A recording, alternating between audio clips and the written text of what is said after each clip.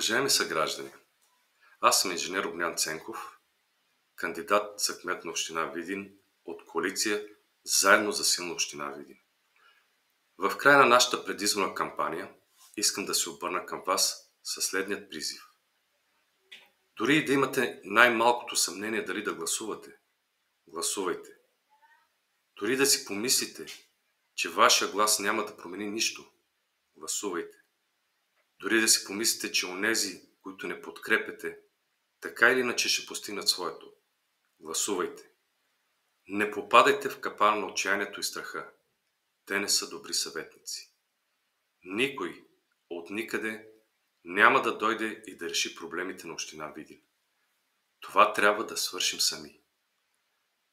Аз и моят силен екип доказал способностите си, ви призоваваме да проявите своята гражданска отговорност и да упражните правото си на глас. Бъдещето на Видин, бъдещето на семействата ни, на щастливото детство на децата ни, на добрите условия за работа и живот на младите, на спокойните и достойни старини на възрастните, са в нашите ръце. Нека направим така, че коалиция Заедно за силна община Видин да получи възможността да управлява община Видин и заедно да рестартираме развитието на Видин в полза на всички жители на общината.